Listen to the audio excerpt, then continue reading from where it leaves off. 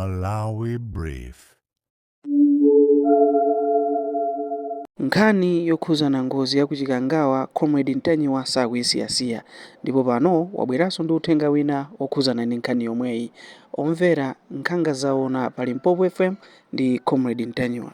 Chigawo chino chakummawa muli ndine Comrade Ntanyiwa pa Limpopo FM. Programu yathu ija imene timaitcha nkhanga zaona tinalonjeza dzulo kuti tikufuna tibwere Amalawi adziwe kuti Mulungu amene anali kuchikangawa, amene anaona china chilichonse chimene chinachitika kumene kuja, kutengera ndi ulaliki umene analalika a Bishop Amsusa. Kodi Mulungu uja anali ndani? Ifa Limpopo FM Amalawi tufuna tikutsimikizireni kuti Mulungu uja tampeza, ndipo nkhani yokhuzana ndi kuchikangawa tikatero ifeso tikhala kuti tikupita kumalechereche. Ngati tizibwera ndi nkhani, tizibwera chifukwa chonena kuti mwina mayina a anthu amene anali kuchikangawa, chifukwa kuchikangawa kuja kunali anthu ochuluka kwambiri, kunali ena asilikali, ndi mayina anthuwo tikhala tikufufuza, tizibwera nawo kuti kwa amene analiko ndi Mr. akuti, analiko ndi captain wakuti, analiko ndi lieutenant wakuti, analiko ndi kopolo wakuti, mayina tikhala tikubwera nawo chifukwa tamva kuti asilikali anali pa meeting kupanga program yonena kuti kodi Ntanyiwa tingampeze bwanji, wativula umaliseche wathu, chifukwa apapa zaoneseratu kunena kuti tonse amene tinapita kukaperekera umboni ku Commission of Inquiry zimene tinayankhula zija ku mtundu wa Malawi ndi zaboza. Amsusa anayankhula mawu kunena kuti chilichonse chimene chinachitika kuchikangawa Mulungu anali kumene kuja, ndipo anaona ndi maso ake, ndiponso anajambula. Choncho Amalawi ndikufuna ndikuwuzeni kuti pamene tikupanga zinthu zina mwamseri tisamaone ngati iyeyo Mulungu sakutiona. Kumbukirani kunena kuti mukumvera program ija imene timaitcha nkhanga zaona pa Limpopo FM ndi mulusi Comrade Ntanyiwa komanso mkonzi wa programu imeneyi. Chigawo chakummawa kuno Amalawi tatiyeni ndibwerere mbuyo kuti timve Amsusa anati chani.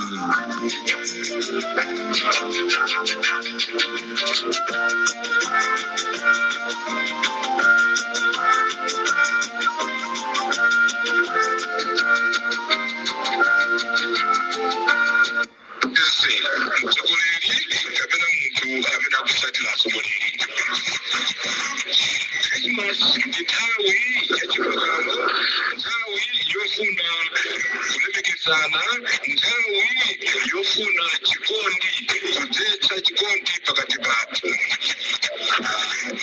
Ndingofuna ndikukumbutseni pang'ono chifukwa chiyani Yesu akufuna mtendere mdziko Amalawi. Takhala tikuvutika, takhala tikuona zodabwitsa, ena mwa ife takhala tikutenga nawo mbali zinthu zosokoneza moyo wabwino wa Malawi. Ndingofuna kupempha Mulungu kuti ife amene Yesu watibadwira ndipo akuzadzisa mtendere, Mulungu atithandize tonsefe kukhala anthu amtendere. Mpaka pano mpingo wa Katolika, mpaka pano anthu a dziko la Malawi misozi ilipobe chifukwa cha imfa ya wachiwiri atsogoleri a dziko lino Dr. Saulus Klaus Chilima. Chaka chino chinali chovuta ndipo ndi chovuta mpaka pano. Inde tikuvutika zambiri, koma tikuvutika chifukwa cha ngozi ya kuchikangawa.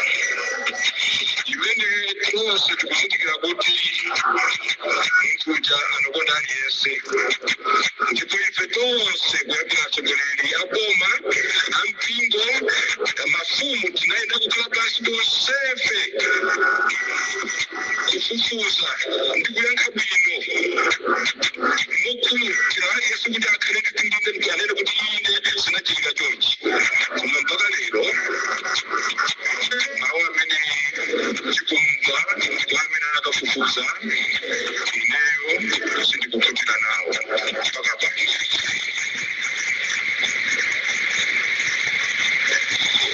ineyo sindikuputira nawo ndipandisa anthu akuluakulu tisina mizidwe pamaliko anga pamene tinali kuwaperekeza naima vice president Salima kumsipe ndinena kuti singavute maka analipo amene anachampula ndikuona zonse zimene zinachitika kuchikangawa ndima uta ndipo aliyense adziwe chimene chinachitika chifukwa amene anachampulayo ali moyo.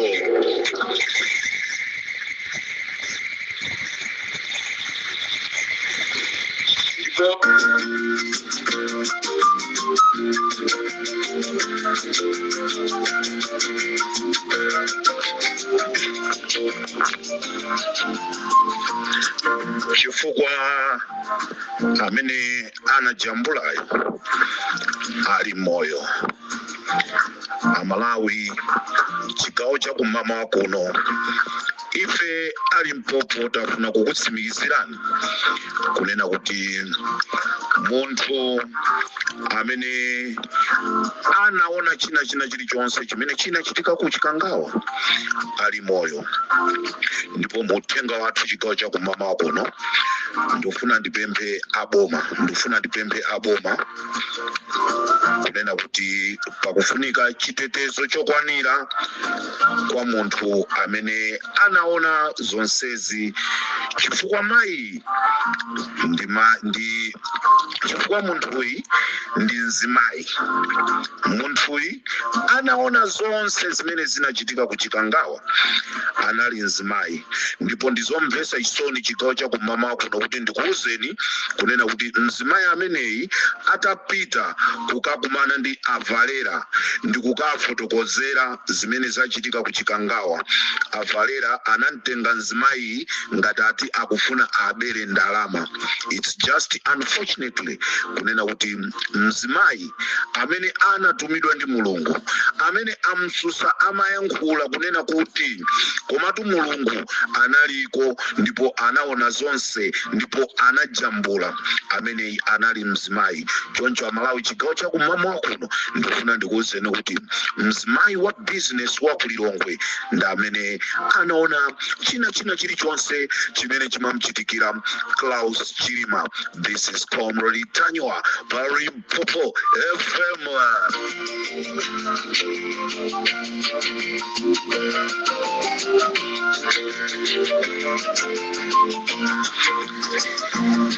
Choncho Amalawi chigawo chakummawa kuno ndisanayambe nkhani yanga yokhuzana ndi kuchikangawa ndafuna ndingoyankhulapo zinthu ziwiri zitatu kunena kuti masiku awiri apitawa ndinayankhula nkhani yonena kuti olemekezeka achimwemwe Chipungu akufuna amtenge Mulota kukhala regional governor wa Southern Region.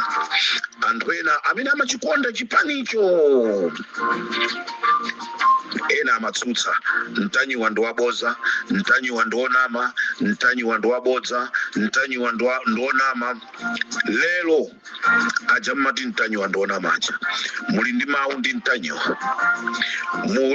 ndi Mtanyiwa. Sizinachitike kuti amchacha apasidwa teche. Ndimayankhula nthawi zonse, the way I find the information is not the way you find your information. Ndikulemekezeni mene mmapezera ma information anu, ndilemekezeni mene ndimapezera ma information anga. Muzazindikira patsogolo mene anayankhulira aja anathawira ku Rwanda ku Kigali powauza akazawo amangoti muzazindikira bwino patsogolo. I think ineso sinimalimbana nanu anthunu ndizingokuwuzani kuti muzazindikira patsogolo. Lero lero simaiona amulotwa ndi regional governor wa Southern Region DPP. Ndikuyankhula pano siku libwino. Ndikuyankhula pano siku libwino. Ndikuyankhula pano kuchipani siku libwino. Anthu sakuyang'anana ndi diso labwino. Inetu ndimabwera ndi malangizo, ndikulangiza ndikumapita. Zikhalire ndino anthu kuzitenga kapena osazitenga. Choncho taziona toka titayankhula zokhuzana ndi amulotwa. Timanena kunena kuti nkhani yeniyeni ndi ya 2030 chifukwa chonena kuti olemekezeka Aloza Mbilizi akufuna kukhala president ndipo wachiwiri wawo akufuna azakhale achimwemwe chipungu.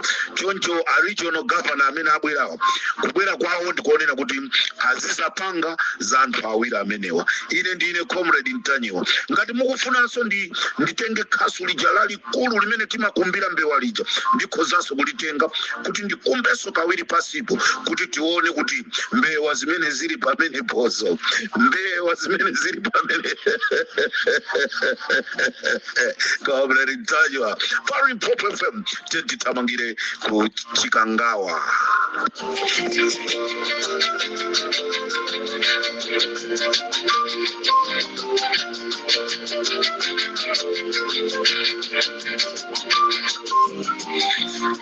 Amalawi mwachangu changu ndifuna ndiyankhule kunena kuti maonena kuti wamisala anaona nkhondo mawu amene aja muzagwirisira ntchito.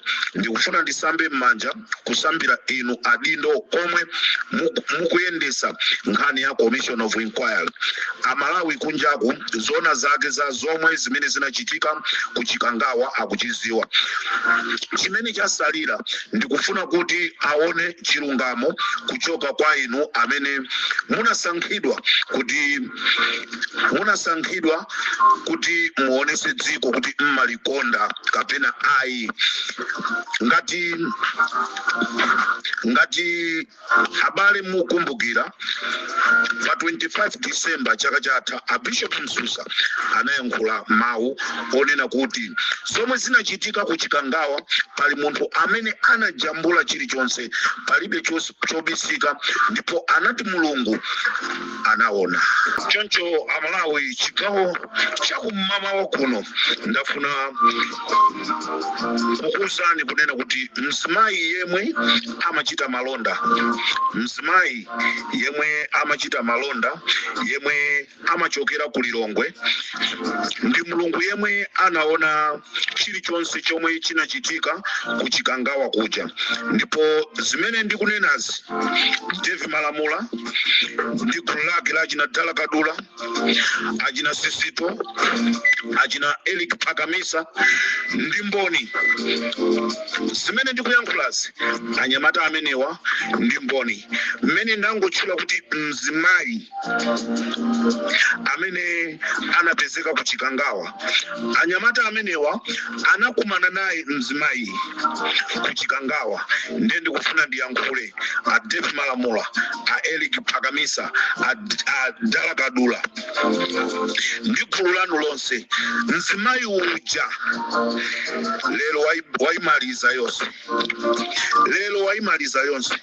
A Commission of Inquiry zisachedweso, zisatitengere miyezi 7 kutsogoloko. Nkhani yonse ikumalizika. Mzimayi ameneyi tikufuna abwere azaperekera umboni, ndipo tikufuna aboma mumuteteze mzimayi ameneyi chifukwa amene anaona china chilichonse. Ndipo ndifuna kusimikizira mtundu wa amayi wa Amalawi nonse kunena kuti mayi uyu siku la ngozi anapita ku Chikangawa komwe iyeyi amapita kuti akapeze malonda ake, amagulisa nyemba. Choncho atapita ku Chikangawa kuti akagule nyemba, koma mwatsoka siku ili sana kapeze nyemba, ndipo customer wake amene anali nayo anamuza kuti mukanandiimbira foni kuti ndikuuzeni kuti musabwere, cholinga musaononge transport. Choncho mayi uja anati basi zachitika, nanga ine ndipange bwanji? Ndipo mzimayi ameneyi ananyamulana pa njinga ya moto ndi mkulu ameneyi. Choncho akuyenda anali ndi cholinga chonena kuti awoloke apite mwina tsidya lina akaone nyemba. Komano mkatikati mwawo mwa ulendo zinampangisa mzimayi uja ndi zimene anaona kulephera kupitanso kukagula nyemba. Ndipo ananyamuka ndi pamene amakumana ndi mlonda wapatawa uja amene tikuti anasamusiridwa kwa kabudula. Ndipo anyamata amene ndatchulawa anali atavala mamaski, ndipo atavala magloves okuda, ndipo kutchire kunali asilikali ochuluka, komanso kunali magalimoto ena awiri amene galimoto ina inali kunsewu kumachita patrol ndi kumayang'ana kuti kukubwera chani. Ena ndi ozungulira ndi kumayang'ananso kuti kodi mbali ina sikukubwera anthu. Ndi chifukwa chake anthufe timauzidwa kuti tiyambe tadikira kaye kuti papite maola okwana 4 kuti tizipasidwa zosatira za kuchikangawa. Anali ali maplani opanga zimenezi. Kodi chinachitika nchani mkatikati mwa njira mzimayi?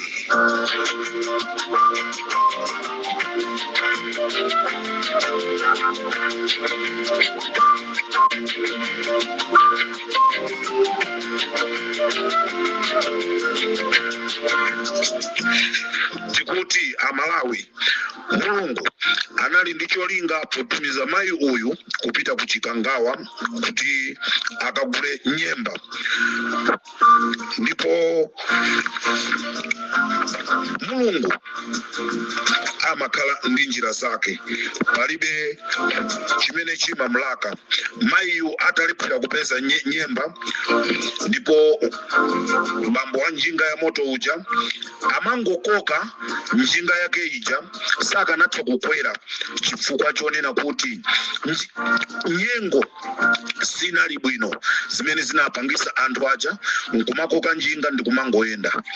Ali mkatikati mwa ulendo wawo ndi pamene anapeza chigulu cha anthu amene anavala mamaski, amene ndatchula Adala Kadula, Eric Pakamisa, Dave Malamula ndi gulu lawo nonse, Nelson Chipokosa. Ali kumeneko ku chikangawa, mayi akuyenda, anthu aja atakumana nawo anamufunsa kunena kuti waona chani kumene ukuchokerako. Mayi uja anati palibe china chilichonse chimene ndaona. Bambo iwe waona chani kumene ukuchokako? Bambo uja anati ife sitinaone china chilichonse. Anthu aja anayamba kuamenya, ndipo mayi anamenyedwa ndi kuvulazidwa. Ndi kuyankhula pano kuti timuvule mayi malaya ake, thupi lonse lili ndi zipyera la mabala okhaokha amene anamenyedwa kuchikangawa ndi anyamatawa. Choncho mmodzi mwa anyamata amenewa akuamenya anthuwa anayankhula mawu, iwe Devi tamusiya mzimayiyo sanalakwe. Koma Devi Malamula anapitiriza kummenya munthu uja. Unfortunately mayi uja anaoneka ngati wakomoka, wamwalira. Anthu aja anamusiya. Ndi pamene mayi amayesa kuzitolera chifukwa anamenyedwa kwambiri. Anayesa kuzitolera mayi, atazitolera anayesa kukwawa. Ndi pamene amatuluka ndi bambo uja njinga ya moto ija choledwa uja mlonda wa chikangawa uja atamuza zonoti iwe zipita ukakhale kumalo ako antchito. Mayi ndi bamboyi anapitirira kuyenda ulendo wawo. Anthu aja nthawi imeneyo maganizo awo ndionena kuti anthu awanso aphedwa, not knowing mayi anangooneka ngati kuti wakomoka muchisirezire china chilichonse chimene amayankhula anali akumva. Chodabwitsa ndichona kuti mayi uja anamva mawu ochoka pa munthu wina akuyankhula telefoni akuyankha kuchoka kwa amene anali a president akali a Lazarus Chakwera kunena kuti bwana Satheka uja tathana naye nde panopa tipanga bwanji Achakwera kuyankha kwawo anati mbusa oneka kunja ngati mbusa koma ili nkhandwe. Akuluakulu a Commission of Inquiry, I'm demanding you mutenge telefoni ya Chakwera. I'm demanding you mutenge telefoni ya Chakwera. Kaya aitenga aipanya aitawisa, it doesn't matter. Ndinayankhula kunena kuti ndikufuna muchite trace munyengo 30 minutes ndege ija isanagwe kuti kodi manambala afona amene akupezeka around kuchikangawa kumene kunachitika ngozi ndi manambala ake ati. Ndimaziwa kunena kuti tikapeza nambala imodzi, tikapeza manambala 4, tikapeza manambala 5, game yonse ya Commission of Inquiry ikhale simple chifukwa tipeza ma information. How to get this information? Tichite in contact. Tikuuzeni mmene timapezera ma information. Anga kale muntu atadirita message yake mu phone koma ife ali mpopo timakaipeza message ija. Ndikuiona kuti message imene inalembedwa ndi ndikukupemphani a Commission of Inquiry ndikuti wamisala anaona nkhondo zimene ndimayankhula zimakhanga za nkhondo ngati dziko timalikonda. Tikufuna a Telecom, a Airtel atithandize amakra tione anthu amene anali within chikangawa tikangopeza manambala amene achi ma information ife tikuuzani kuti pitani pakuti phone yanuyo pangani chonchi ma message yonse apezeka. Tithandizane cholinga tikufuna tipeze voice imene anayankhula Achakwera chifukwa Achakwera amakana kunena kuti zimene sizimakhuza ndipo anafika pachapo mapemphera kupita pa msonkhano ndikumayankhula Ambuye Mulungu tikufuna anthu amenewa aziwike, not knowing he was one of the person amene anali kumeneko.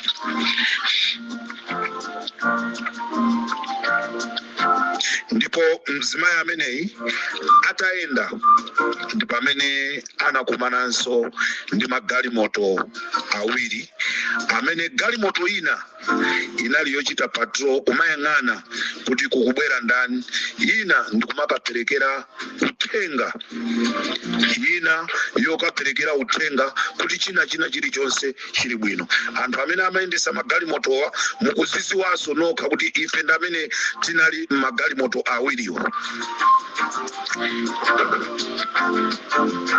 Limpopo FM imapanga kafukufuku ndikufuna kuwauza Amalawi zona zake zenizeni. Imfa ya Chilima inali yopanga.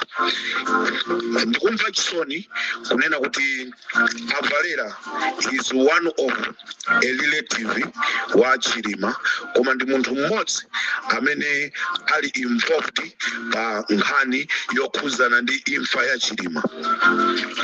Sindikuziwa mayi Mary Chilima ngati Avalera anabwera ndikuzakuza kuti pali mzimayi amene anaona nkhani yonse ndikuyankhula.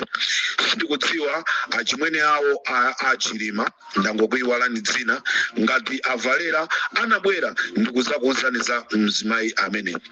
Ndipo mzimayi ameneyi Amalawi atayenda ulendo uja akufika mu msewu ndipo amene anapeza galimoto ikudusa ndipo anaganiza zobwerera kumabwereranso kupita ku Lilongwe ndipo ali mkatikati mwa galimoto muja ndipo amene amamva anthu kunena kuti kwagwa ndege ndipo president wasowa ena mgalimoto muja akuyankhula kunena kuti Chilima ndi wa madrama waisowesa dala ndege imeneyi simayankhulidwa mgalimotomo mawu amene ndikuyankhulawa anthu amene anali mgalimotomo amene akumva audio imeneyi abwera ndikunena kuti zona comrade Mtanyiwa zimene ukunenazo ndi zimene timayankhula ife mgalimoto ndipo mayi uja anali wosausika mu mtima mwake ananyamuka ndikupita.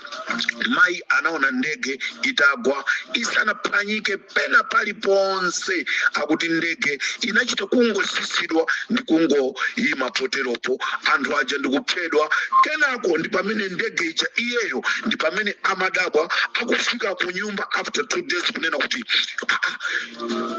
how come ndege yapezeka zona kuti yaphwanyidwa mwa mtundu umenewu ndipo mayi uja nthawi imene amammenya anamulanda telefoni yake anamulandaso jacket imene anavala ndipo telefoni ya mayi inaphwanyidwa ngati mmene anaphwanyira matelefoni ena onse aja tinaona aja koma chimene anapanga anthuwa anachosa mu sim card mu foni ya mayi ndipo atachosa sim card panali tsiku lina gulu la anyamata amene anali kuchikangawawa anaimba anatenga sim card ndikuyika mfoni ina ndikumasaka manambala kuti kodi apeza nambala yake iti mwatsoka anapeza nambala ya mchimwene wawo anamuimbira mchimwene wawo amene anali ku Blantyre ndipo mchimwene wawo ndi amene anatumiziranso amayi wa transport kuchoka ku Mzuzu kubwerera ku Lilongwe chifukwa anthu aja analandanso ndrama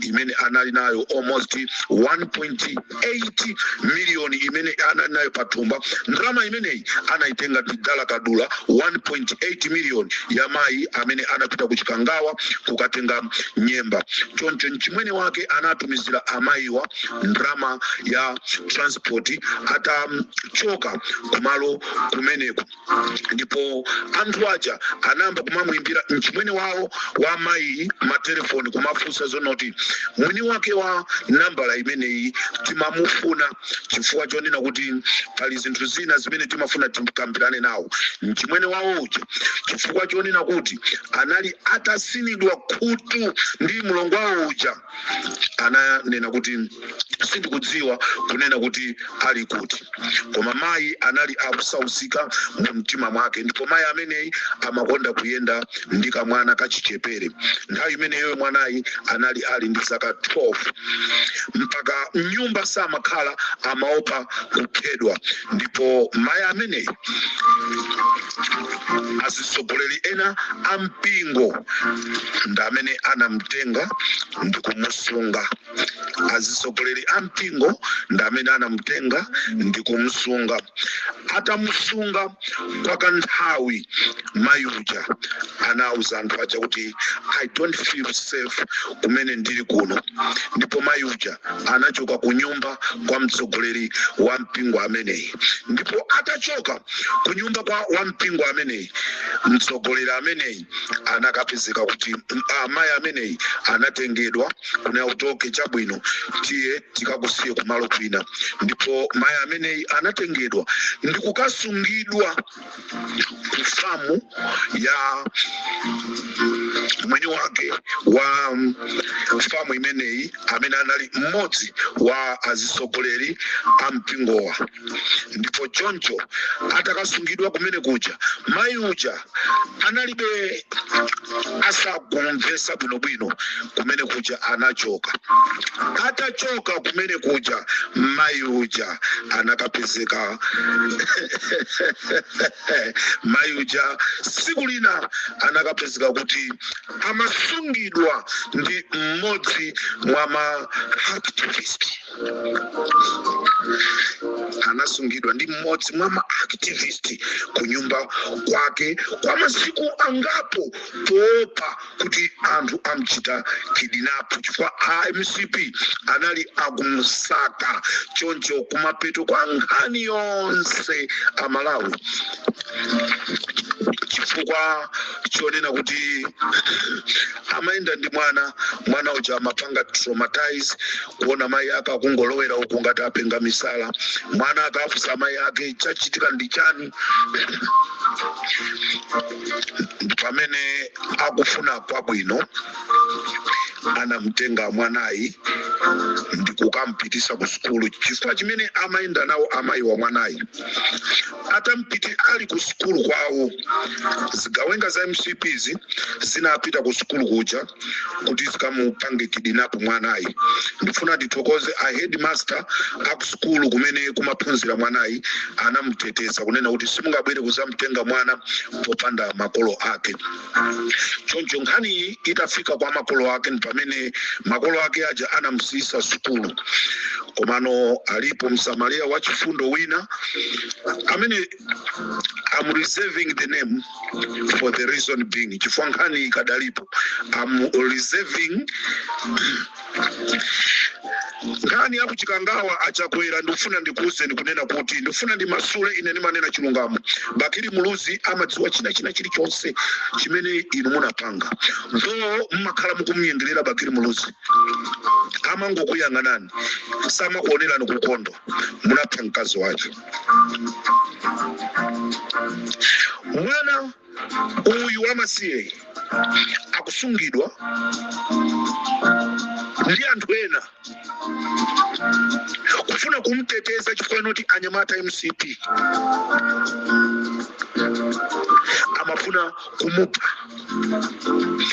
lero ndifuna ndikuuzeni autanya milandu kaguli Felix Njawala ndi timu yanu yonse mupange chothekera mumpeze nzima amene kamutimbira telefoni kuti tithandizane kumusaka amene ndamene ali ndi nsomali womaliza akhome paliwombo akangokhoma paliwombo basi chifukwa mzimayi amene ku parliament anyamata aja atapita kukabaya mateyala anakamzindikiranso Devi Malamula uja kuti uyu ndamene anali kuchikangawa so nkhani ya kuchikangawa tisapuzisidwe Chilima anachita kuphedwa sinali ngozi Mulungu anaona Mulungu anajambula uthenga wa Bishop Amsus Mulungu amene amanenedwa anali mai wa business wa kulilongwe amene amagulitsa nyemba lero sikukuziwika kumene mai akukhala ndi kubitsana mwana wake